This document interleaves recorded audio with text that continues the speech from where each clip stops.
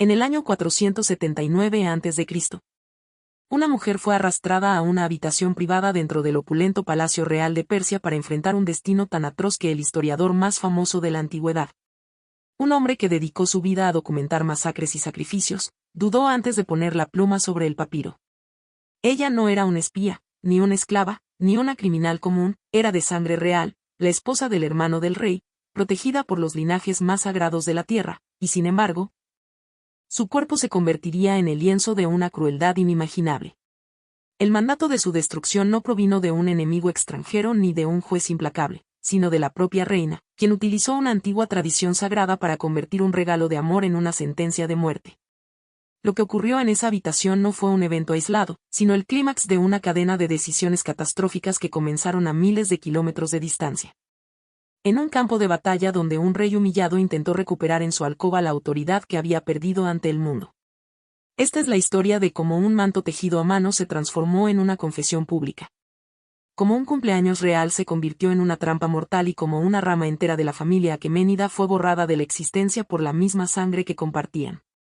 Bienvenidos a Crónicas Carmesí, donde exploramos los rincones más oscuros de la historia que los libros de texto prefieren ignorar. Si este es el tipo de narrativa que te apasiona, suscríbete ahora para asegurar que estos relatos sigan saliendo a la luz.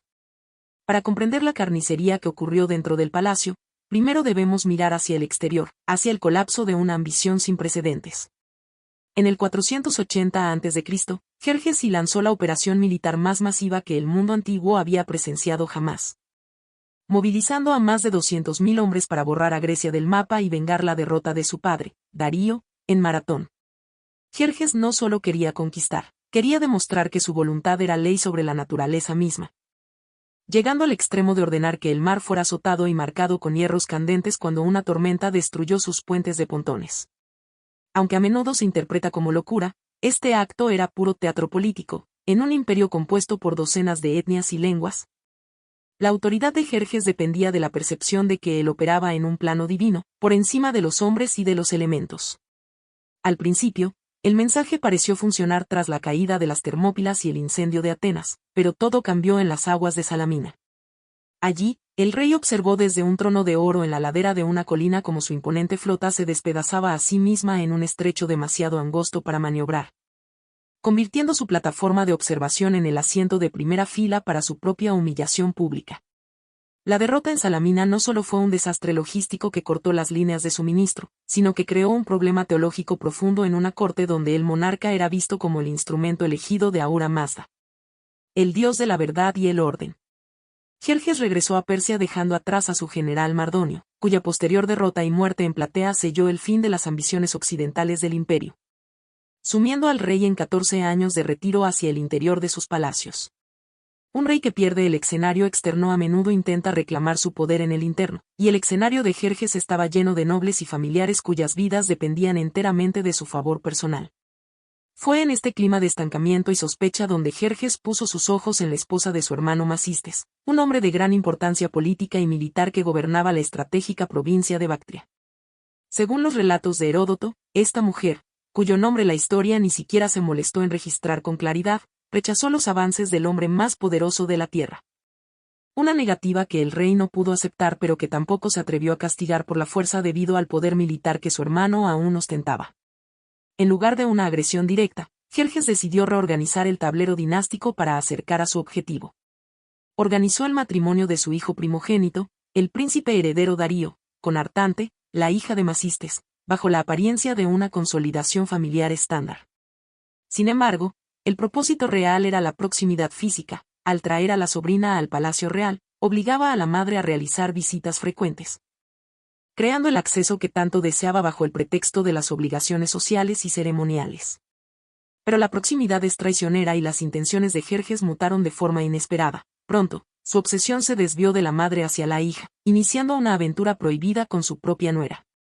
Artante, a diferencia de su madre, no rechazó al rey, posiblemente por ambición, deseo o el simple cálculo de supervivencia que cualquier mujer en la corte persa debía realizar para asegurar su posición. El romance se mantuvo en secreto durante un tiempo, protegido por el silencio estratégico de una corte donde observar demasiado podía costar la vida. hasta que el propio Jerjes cometió el error fatal de hacer una promesa sagrada que no podía romper. En un momento de imprudencia, Jerjes juró por un juramento real concederle a Artante cualquier cosa que ella deseara. Esperando una petición de oro o tierras, quedó horrorizado cuando ella pidió el manto que él llevaba puesto, una prenda única, tejida a mano por la reina Amestris como un regalo personal de devoción. El manto no era solo ropa, era un símbolo público de la unión entre el rey y la reina, y verlo sobre el cuerpo de otra mujer sería una confesión visual que nadie podría ignorar. A pesar de que Jerjes le ofreció ciudades enteras y ejércitos bajo su mando personal para que desistiera, Artante se mantuvo firme, forzando al rey a entregar la prenda y, con ella, su secreto. Cuando la reina Amestris vio el manto sobre los hombros de su sobrina, no reaccionó con gritos ni escenas de celos inmediatas, sino que activó un plan de venganza calculado con una paciencia aterradora. Como hija de uno de los nobles que ayudaron a fundar la dinastía, Amestris poseía una base de poder independiente y comprendía que una humillación pública de tal magnitud requería una respuesta que restableciera su autoridad ante toda la corte. Amestris esperó hasta el día del cumpleaños del rey, la única fecha del año en la que, por costumbre sagrada, el monarca estaba obligado a conceder cualquier petición realizada durante el banquete real. Ante la mirada de los nobles, sacerdotes y generales, la reina exigió que la esposa de Macistes le fuera entregada. Jerjes, atrapado por sus propios rituales y consciente del destino que le esperaba a la mujer, intentó desesperadamente convencer a su hermano para que se divorciara de ella, ofreciéndole incluso a su propia hija como reemplazo, pero Macistes, ignorante de la intriga palaciega y leal a su esposa, se negó rotundamente. Sin más opciones y temiendo que romper la tradición del cumpleaños socavara su legitimidad divina, Jerjes entregó a la inocente mujer a las manos de Amestris. Lo que siguió fue una carnicería sistemática. La reina ordenó que le cortaran los pechos, la nariz, las orejas, los labios y la lengua, devolviéndola luego a su hogar, no como un cadáver, sino como un mensaje viviente y mutilado para cualquiera que osara desafiar la posición de la reina. El horror de ver a su esposa destruida de tal manera empujó a Macistes a intentar una revuelta en Bactria, pero Jerjes, actuando con una frialdad que no mostró en sus romances, envió a su caballería para interceptarlo. Macistes, sus hijos y todos sus seguidores fueron masacrados antes de que pudieran organizar una resistencia, eliminando así una rama entera de la familia real para silenciar las consecuencias de un capricho personal. Aunque el imperio continuó funcionando superficialmente, el tejido de la lealtad se había podrido desde dentro. La nobleza entendió que la proximidad al rey ya no garantizaba protección, sino peligro. 14 años después de estos eventos, en el 465 a.C., la respuesta final llegó en la oscuridad de la alcoba real. Jerjes fue asesinado por el comandante de su propia guardia y un eunuco de confianza, los hombres que debían proteger su sueño pero que habían dejado de ver en él a un rey digno de ser salvado. La historia de Artante y el manto desapareció de los anales oficiales, pero quedó grabada en la obra de Heródoto como un recordatorio de que los imperios no siempre caen por invasiones externas, sino por el peso de sus propias sombras internas. Si crees que estas historias merecen ser recordadas, no olvides suscribirte y activar las notificaciones. Nos vemos en el próximo relato, donde exploraremos una dinastía aún más implacable que esta.